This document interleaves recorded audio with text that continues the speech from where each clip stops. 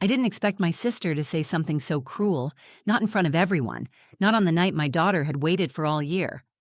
We were sitting in the second row of the auditorium. Leora, my 9-year-old daughter, had just stepped onto the stage. Her hair was pulled back into a neat bun, her blue tutu catching the stage lights. I could see her chest rising and falling quickly. She was nervous, but smiling. She always smiled when she danced.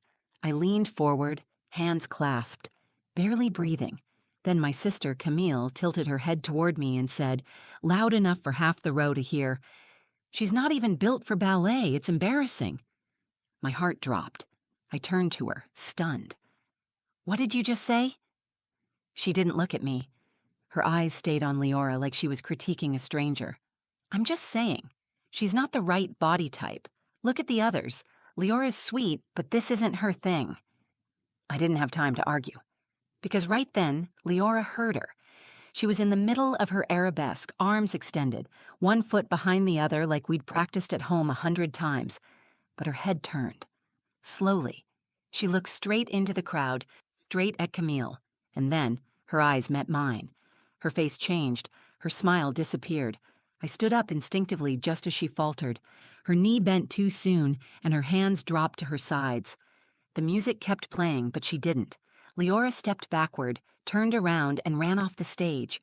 She ran so fast her satin ballet slippers squeaked against the floor. Her little feet couldn't carry her away fast enough. The stage lights faded behind her. A few people in the audience gasped. Some whispered. I heard one woman say, "Oh no, what happened?" I didn't wait. I grabbed my purse and followed her, weaving through chairs, ignoring the people I accidentally bumped. I pushed open the side door to the dressing area and found her in the corner, curled up on a folding chair, arms wrapped around her knees. She was crying. Hard. She looked up at me with red cheeks and whispered, "I shouldn't have come. I shouldn't be here." I knelt in front of her, pushing her curls gently out of her face. "Baby, what happened?" She shook her head. "I heard Aunt Camille. She said I'm not built for ballet. Everyone heard her. I did everything right, and she still thinks I'm wrong." My chest tightened. I felt it in my throat. Anger, sadness, helplessness. I wanted to fix it, to undo it all, but I couldn't erase the words Camille had planted like poison. "She doesn't know what she's talking about," I said, trying to stay calm. "She was wrong to say that, and you are not wrong for being here." She made me feel like a joke. "You are not a joke. You are brave. You are talented. And no one gets to take that away from you." She leaned into me and cried harder, her little body trembling. I wrapped my arms around her and held her as tightly as I could without making it worse. That's when I heard the side door open again. A quiet hush fell over the dressing room. I looked up, expecting a teacher or the recital coordinator, but it was someone else, someone unexpected, someone who shouldn't have been there at all. And she was looking straight at us. It started like every other recital day, chaotic, full of bobby pins, missing shoes, and last-minute panic. Leora was up before I even knocked on her door, already stretching in her pajamas, humming the song she'd be dancing to for the 100th time. It was Claire de Lune, her favorite piece, the one she insisted on using for the spring showcase. She said it made her feel like she was flying. She's only 9, but there's something in her when she dances that makes people stop and stare. It's not perfection. She doesn't have razor-sharp technique, but she dances with a kind of joy you can't fake. When she moves, she believes it, and when she believes, so do you. We live in a quiet part of Oregon. It's not a big dance town.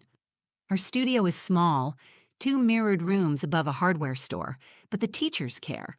Miss Katie, her coach, once told me that Leora reminded her of herself as a child, not because she was flawless, but because she danced like she had something to say. Leora and I are a team. Her father hasn't been around since she was 3. There's no drama there, just silence. She doesn't ask about him often. When she does, I give her what truth I can. Mostly, it's just been the 2 of us. I work full-time at a local dental clinic, and she knows how to pack her own snacks and carry her own dance bag. She's growing up fast, but she still wants me backstage for every show. We arrived at the community center just before noon. She was buzzing with nerves, her hands cold, cheeks pink. I helped her into her costume in the crowded dressing room. Little girls in sequins ran around squealing, the smell of hairspray already thick in the air. Leora stood still while I pinned her bun and adjusted her tutu. "Are you nervous?" I asked. She shrugged. "A little, but mostly excited. I want to show them how I feel when I dance." I kissed her forehead. "You will." Camille arrived 15 minutes before the show started. My sister is everything I'm not. Poised, polished, the kind of woman who makes people sit up straighter when she enters a room. She danced competitively in high school, made it all the way to a regional scholarship program. She didn't go professional, but she never really let go of the world. Ballet lives in the way she walks, the way she talks, and the way she critiques everyone without blinking. When I saw her walking toward us in the hallway, heels clicking against the tile, my stomach tightened. We hadn't spoken much lately. She said she'd come to support Leora, but I was already bracing for a comment, some offhand remark that would sting more than it should. She hugged Leora briefly, smiled, and said, "You look lovely." Leora beamed. "Thanks, Auntie Camille." Then Camille turned to me and said in a lower voice, "Is she doing a classical piece?" I nodded. "Claire de Lune." Camille's mouth twitched. "That's ambitious." I let it go. I wasn't going to argue with her minutes before curtain. We made our way to our seats. Camille sat beside me, her legs crossed, watching the stage like she was a judge at a competition. I tried to focus on the dancers. The lights were dim, the audience hushed. I looked for Leora behind the curtain. I could just see the edge of her tutu as she waited for her cue. Then the music started. She walked onto the stage slowly, gracefully, arms curved, head high. Her face was serious but calm. Felt a wave of pride rise in my chest. This was her moment. She'd worked so hard for this. Weeks of practice after school, tired feet, sore calves, skipping birthday parties and movie nights to rehearse. I'd watched her fall asleep in her leotard some nights, clutching a stuffed animal in one hand and a rolled-up floor routine in the other. This was supposed to be her moment to shine, to feel seen, to prove to herself that she could do this, even if she didn't look like the other girls, even if her thighs didn't taper like the ones in the dance magazines Camille used to leave around the house when we were kids. And for a few perfect seconds, she was dancing. She was flying, until my sister opened her mouth and brought everything crashing down. Leora had just begun her solo. The spotlight framed her small figure as she moved into the opening pose. One arm extended, one foot pointed behind, chin lifted. The music began to rise, and so did she, turning slowly, toes gliding across the polished wood floor. Every movement was fluid and careful. She was fully in it. Her posture, her timing, her focus, it was all there. I leaned forward slightly in my seat, hands clasped. I could feel my heart pounding, not out of fear, but out of pride. She was doing it. All the self-doubt, all the worry. It had faded the moment her foot hit that stage. Then Camille leaned toward me again. "She's not even built for ballet. It's embarrassing." She didn't whisper. She didn't lower her voice. It was just loud enough for the people around us to hear. The woman in front of us glanced back. Someone to our left shifted in their seat. I froze. The words landed in my stomach like ice water. For a second, I couldn't speak. I looked at her, hoping I'd misunderstood. "What?" I asked, too shocked to hide the disbelief in my voice. Camille crossed her arms, eyes fixed on the stage. "I'm just being honest," she said. "She's sweet, but this isn't her thing. She doesn't have the right lines. You know how this world works." I felt the heat rise in my chest. I wanted to scream at her, but before I could respond, I saw it. Leora had stopped moving. She stood there, frozen mid-step, eyes wide and locked on our section of the audience. Her expression had changed. She looked confused at first, then hurt. Her arms dropped, her body tensed. The music continued without her, filling the auditorium like nothing was wrong. But I could see everything had changed. She looked straight at Camille, then at me, and then she ran. She didn't walk off stage. She didn't bow or smile or cover it up. She turned and bolted, her slippers squeaking against the stage as she disappeared behind the curtain.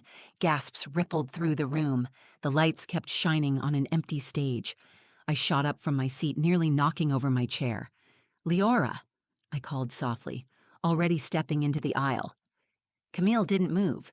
She stared straight ahead like nothing had happened. I rushed past other parents, my heart racing. I pushed through the side door and found my daughter in the dressing room, sitting on a folding chair near the back wall, her arms hugging her knees. She looked so small. Her face was red and streaked with tears. Her makeup was smudged. She wouldn't meet my eyes. I knelt in front of her, gently resting my hand on her leg. "Hey, I'm here." She looked up slowly. Her voice cracked. "She thinks I don't belong up there." I didn't ask who. We both knew. "She thinks I look wrong, like I'm not good enough to be on the same stage." I pulled her into my arms. Her body trembled against mine. "She was wrong to say that," I whispered. "She had no right. But she danced, right? She knows ballet. She used to be really good. What if she's right? She's not. She may have danced, but she doesn't see what I see in you, what your teachers see, what everyone in that room saw before she opened her mouth." Leora sniffled. "I tried so hard. I wanted them to feel something." "They did. You made me feel everything. You were beautiful, baby." I held her tighter. Her costume crinkled against my jacket. The room was quiet except for the sound of kids whispering outside the door and the faint music still playing on stage. Then Camille stepped into the doorway. She didn't say anything. She just stood there, watching us. Her mouth pressed into a thin line. I stared at her. "You should leave." She opened her mouth like she was going to explain herself, but then she turned and walked away. I looked back at Leora. Her head rested on my shoulder. Her hands were clenched into fists, her whole body still tense. She whispered, "I want to go home." I nodded slowly. I started reaching for my phone to text the recital coordinator. That's when the door opened again. This time, it wasn't Camille. It was someone else. Someone unexpected. And the room changed. The door opened again, and for a second I thought it was just another parent looking for their child. But the way the room went quiet told me something was different. Everyone turned. A tall woman stood in the doorway. She wore black jeans, a gray hoodie, and white sneakers. Nothing about her outfit screamed celebrity. But the way people reacted, I knew she was someone. The room shifted. Kids stopped talking. One of the older girls gasped and whispered her name. "Is that Jayla Reyes?" It was. Jayla Reyes. The Jayla Reyes. One of the most famous contemporary dancers in the country. I'd seen her on TV, on streaming shows, in ads for dancewear. She had millions of followers. She'd performed on national stages, choreographed for music videos, and mentored dancers across the world. She wasn't from Oregon. She didn't live anywhere near us. She stepped inside like she knew exactly where she was going. "Hi," she said to one of the teachers by the door. "Sorry to interrupt. I'm looking for a dancer. A girl in a blue tutu. Her name's Leora, I think." I stood up slowly. My arm was still around my daughter. "That's her," I said. My voice was hoarse from crying, but steady. Jayla looked at me, then at Leora, who was still curled up in the chair. Her expression softened. "I saw a clip of her dancing on Instagram," she said. "Someone posted a rehearsal from last week. I was scrolling late one night and it popped up. I watched it 3 times. I screenshotted it and sent it to my manager. I said, 'Find this kid.' I had no idea she'd be here today." I stared at her, stunned. Leora slowly raised her head. Her eyes were swollen, her face streaked with tears. But she was listening. Jayla crouched down in front of her.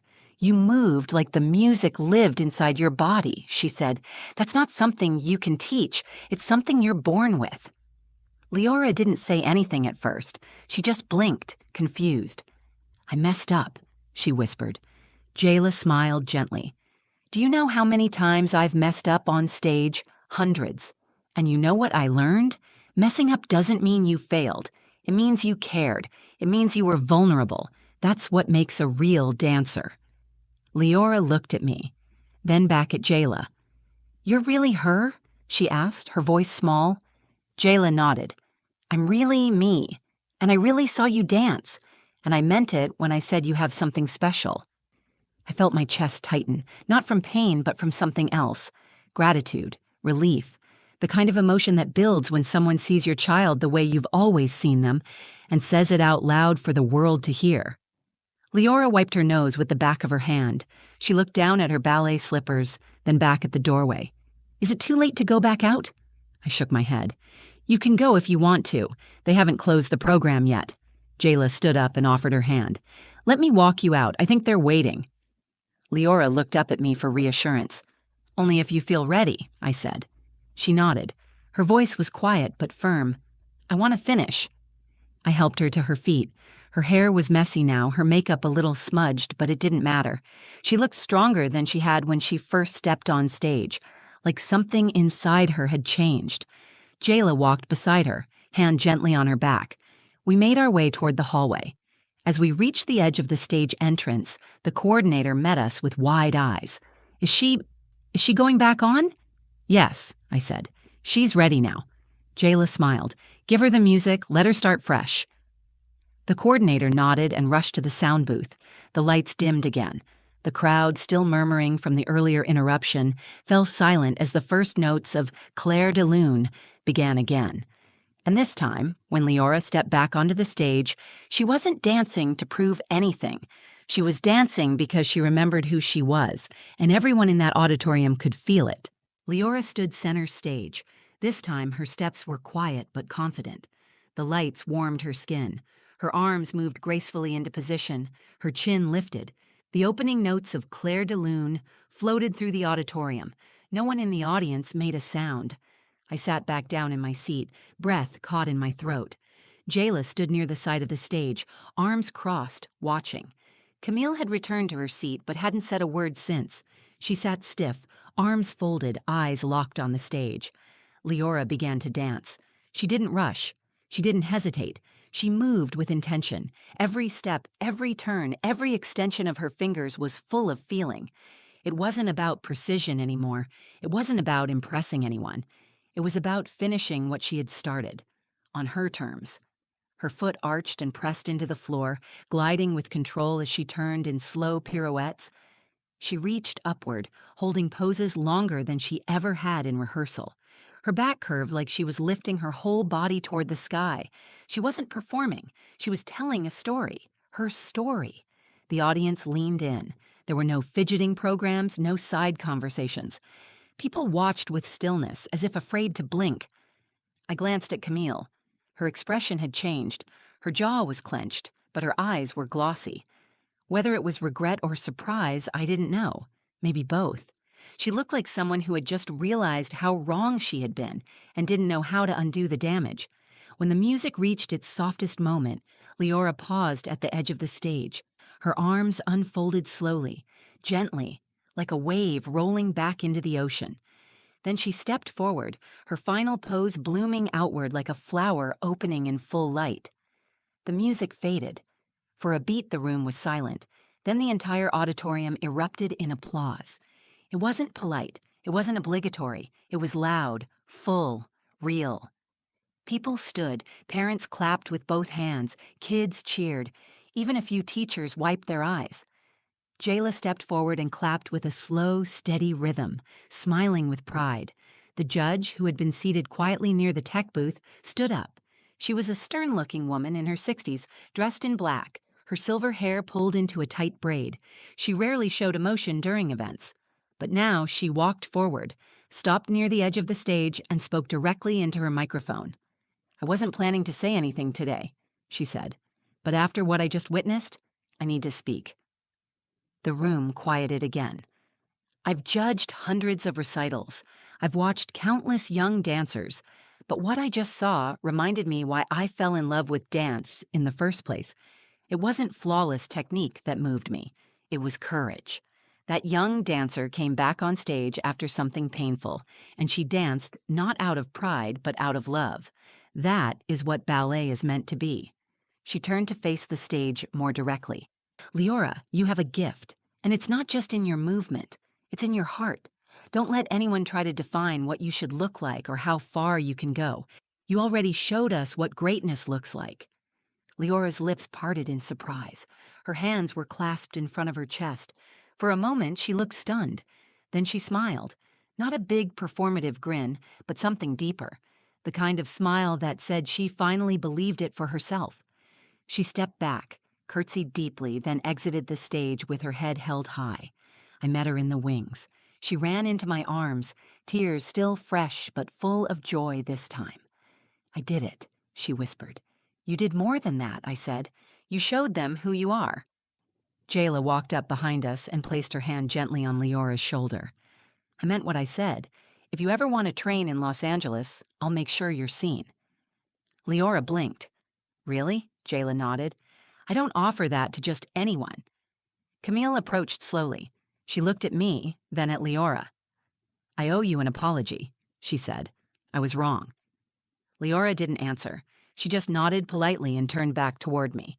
She didn't need Camille's validation anymore. She had found something better. She had found her voice. After the recital, the parking lot was lit by the soft orange glow of the setting sun. Parents gathered near their cars, still buzzing about the performances. Some were taking photos, others were hugging their kids and handing them flowers. Leora clutched a small bouquet one of her classmates had given her and kept looking up at me like she couldn't quite believe everything that had just happened. "I thought today was going to be the worst day," she said, her voice still hoarse from crying earlier. "But it turned out kind of perfect." "It wasn't perfect," I said. "It was real. And that made it beautiful." She smiled and leaned against me. I could feel how tired she was, not just physically, but emotionally. Her eyes were puffy, her shoulders finally relaxed. She had carried the weight of that moment all on her own and came out stronger for it. We walked to the car in silence for a few steps. Then we heard footsteps behind us. Camille. She walked up slowly, one hand wrapped around her purse strap, the other dangling awkwardly at her side. She looked uncomfortable, not defensive, just unsure. That was rare for her. "I just wanted to say something," she said. Leora stood quietly, half shielded behind me. "I shouldn't have said what I said. It wasn't fair, and it wasn't true. You danced beautifully. I was wrong." Leora didn't say anything right away. She looked at me, then back at Camille. "Okay," she said quietly. Camille nodded, her face tight with regret, then turned and walked away without another word. We got in the car. As I buckled my seatbelt, I looked in the rearview mirror. Leora was staring out the window, holding the flowers in her lap. "Do you want to talk about it?" I asked. She shook her head. "Remember, I just want to remember the good parts." I nodded. That felt right. That night, after she fell asleep, I sat on the couch and thought about everything that had happened. I thought about the months of practice, the years of watching her twirl through the living room, the sound of her laughter when she danced barefoot in the kitchen. I thought about how close she had come to giving up and how one stranger had walked in at the exact right moment and reminded her she mattered. But more than anything, I thought about the strength it took for her to go back out there. Not because I asked her to, not because someone expected it, but because she wanted to finish what she started. That kind of strength isn't taught in dance class. It comes from inside. It comes from being hurt and standing up anyway. There are 1,000 ways a child can be discouraged. One careless comment, one rolled eye, one muttered insult can burrow deep and fester. But there are also 1,000 ways a child can be lifted. One kind word, one second chance, one person believing in them when they need it most. That day, my daughter learned what it means to fight for herself, and I learned what it means to truly protect her. It's not just about standing up to the people who hurt her. It's about helping her see the light inside herself when someone tries to dim it. It's about reminding her that her body, her voice, her art, none of it needs to meet someone else's standard to be valid. She doesn't need to be built for ballet. Ballet needs to be rebuilt to hold girls like her. Since that recital, Leora hasn't stopped dancing. She practices more now, but she also dances more freely. She experiments. She improvises. She no longer imitates her idols. She creates her own style. Jayla followed through on her promise. She connected us with a virtual mentorship program, and Leora now trains with professional choreographers every other week. She's found her people, and she's found her place. If there's anything I would say to another parent watching this, it's this. Your child's dream is fragile in the beginning. Treat it like something sacred. Guard it. Nurture it. Speak life into it. Because while one voice can shatter a moment, one believer can build a future. And when your child steps into their light, make sure you're not just watching. Make sure you're clapping the loudest.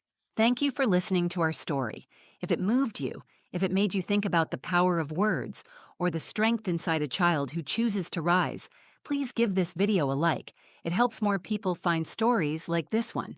Share it with someone who might need to hear it. A parent, a teacher, a kid chasing a dream. And if you've ever had a moment where someone doubted you and you proved them wrong, tell us in the comments. I'd love to hear your story too. Make sure to subscribe to the channel for more real, powerful moments like this. We've got more stories coming that will stay with you long after the video ends. Until next time, keep believing in yourself and never underestimate the impact of showing up for the people you love.